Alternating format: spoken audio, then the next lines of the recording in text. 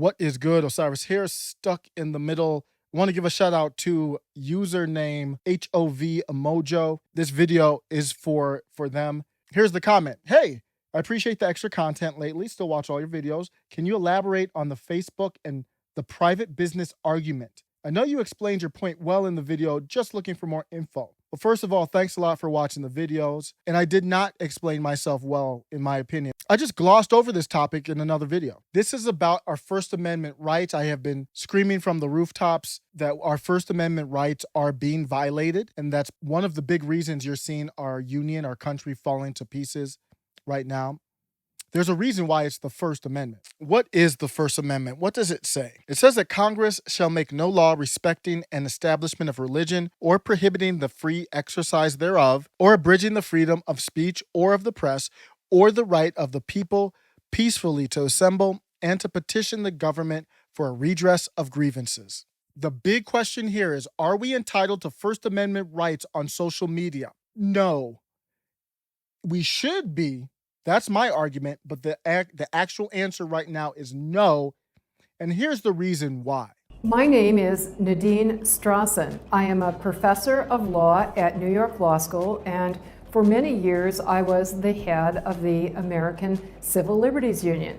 So the answer to the question, do you have a right not to be kicked off a social media platform, is no. You have no such right. Many people are shocked to learn that the First Amendment free speech guarantee, along with all constitutional rights, only protects us against the government. So if the government interferes with your freedom of speech, the First Amendment protects us from the government. The government cannot punish us for exercising our First Amendment rights. The key here is, though, it does not protect us from private companies. The key term here is private company. I just want everyone, before I go into the details here, think critically through this. How did the big social media, big tech companies rise to prominence? They rose to prominence by sucking up users. So they have millions upon users. Facebook, for example, has about 221 million people from America on there.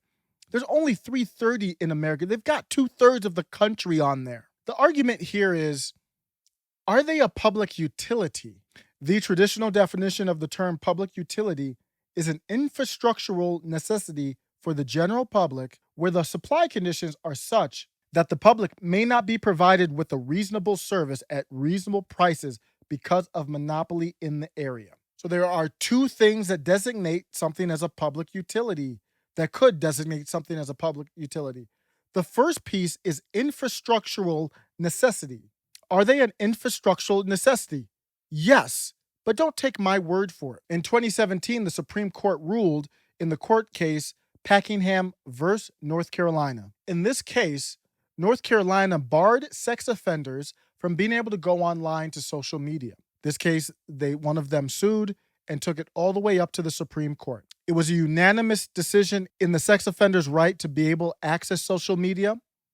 And the detractors from this might say the court was ruling to protect the sex offender's right from the government stopping them from going on social media, but they would allow social media to block them. I agree completely. But when you read the decision, there was more in there that was discussed. Let me read it to you. Social media allows users to gain access to information and communicate with one another about it on any subject that might come to mind. By prohibiting sex offenders from using these websites, North Carolina, with one broad stroke, bars access to what for many are the principal resources for knowing current events, checking ads for employment, speaking and listening in the modern public square, and otherwise exploring the vast realms of human thought and knowledge. These websites can provide perhaps the most powerful mechanisms available to a private citizen to make his or her voice heard. They allow a person with an internet connection to become a town crier with a voice that resonates farther than it could from any soapbox. That was Anthony Kennedy, Supreme Court Justice at the time, and that was clear as day. That was his way of saying they were so much of an infrastructural necessity that these offenders needed the right to be on them. The second part of the public utility argument is the monopoly. Facebook and Google now have direct influence over nearly 3/4 of all internet traffic, prompting warnings that the end of a free and open web is imminent. And that has come true. That was a Newsweek article from 2017. And we're here. They predicted it. On Amazon, up to 40% of all websites on the internet are partially or fully hosted on the Amazon cloud. So if your politics differ from Amazon, you could be in danger. Three companies have vast power over our economy and our democracy. We all use them, but in their rise to power, they've bulldozed competition, used our private information for profit, and tilted the playing field against everyone else. And on top of all that, you have to think about it like this. The government is doing an end run around the First Amendment. Because obviously, if you go to a public park, you have the right to speak. Or if you're in a public space, you have the right to speak. So what they've done is they've allowed private industries to have a monopoly and to take all the people out of the public square and to put them on a virtual public square, just like Justice Anthony Kennedy said. Now that they're on a virtual square in private companies, it's the same thing as a public park, but now that it's on these companies that you consider private, you can do an end run around the First Amendment. These private companies lobby the government. The government needs to send certain messages out. These private companies take that message, disseminate it. They block other messages. They don't allow a discussion like in a public square, and you see what's happening. So who's going to break this mold? The government's good with this. Republicans and Democrats. Don't get it twisted. The establishment, Republicans and Democrats, are fine with this because they don't have to deal with that pesky First Amendment right. And the private companies are perfectly fine with this because they have total control. The only people that can break this up is us, common citizens, to put politics aside. Don't care if you like this person or that person.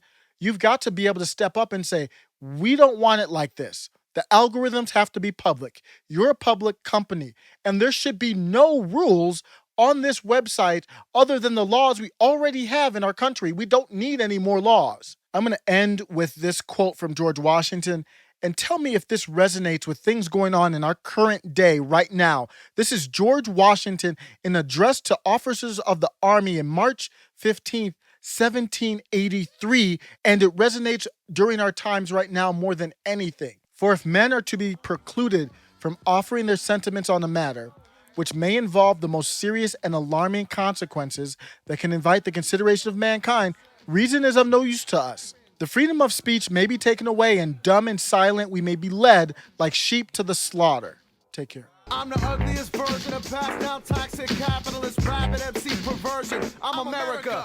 Your bleeding heart liberal dribble gets squashed. Watching with sterilized rhyme patriot guided weaponry bomb from the makers of devious hearts. I'm America. You bitchy little dogs don't even phase my basic policy to bomb smarter. My Ronald Reagan's crush Carter with bad big tactics making young men into martyrs. Come to my happy promised land, smiley face opportunity cipher and jump on the cold flow pension plan. A proletariat crushing state of the union between serpentine words and mass confusion of media control, blurb, advertising, disillusionment. Your family will love my low rent, low life, no brain, reality dagger movement. Hop over the border for amusement. Try to test the waters that the other slaughter crews pay all the dues. You up again, Jesus freaks, forming corporations and young Republicans. Indelible NATO force hidden agenda, pumping governments. I'm loving it. Keep the people guessing who I'm running with. Control the population and hide behind sacred covenant. Fucking with me. Please, local wildlife burning gasoline seas. Standing on a magnetic third world planet with metal plates in the knees. Can't you hear the disenchanted harmless scream of Gabriel's reflected new wind instrument, a judgment played in flat sea? I replace humans like robots in a GM factory. Then explore metaphors to sweatshops because the price is satisfactory. Compliance with the rise of injustice get met with apathy. Soap, cloak, hormone injected dairy products and conservative right-wing anti-eroticism. The poisonous reservoirs and power lines in the neighborhood cause botulism. Senseless, join the census. Censorship, sentences, sentence. Triple felon citizen, pay penance. Dissension against CF ensign. Penitentiary residents. Lock them up first and ask questions. Omniscient presence. My charm is the weapon. With cameras, mics, and satellites that leave privacy breathless. You don't even know the chemicals you've ingested. Urine tested. Beat innocent man till he confesses. Who's America? Who's America? Who's America? Who's America? I'm America.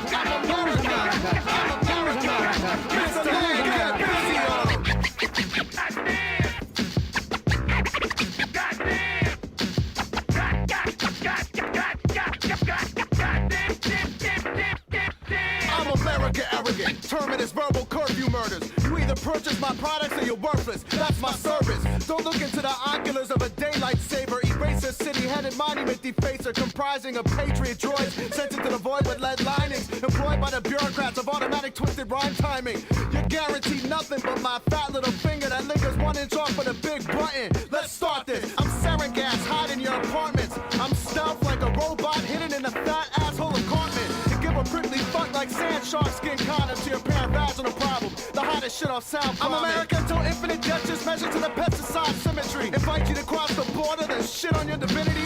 What language is that? I'm anguish and fat, tangled with a star-spangled standard issue gap for crowd management. Talk loud and get enshrouded in a hot cloud of harassment by the proud force of my mental pedestrian checkers that smash and supported their skulls and update the filing your dental records. You trying to get elected, but the crowd is my paid hecklers. You just stepped into the spectrum of paranoid word rainbow, thinking you sick with a silhouette, burn transit cop on his plane clothes. I'm America. This is where the pain grows like poppies in the field of dreams I paid for. I'll burn it down if operated sloppily. Copy my economic sanction rhyme style. Got your syllables scraping for rice and writing in the pre-1960 jalopy. My favorite flavor of gas is mustard. I'm fucking a blind hermaphrodite icon and convincing you that it's justice. Who's America?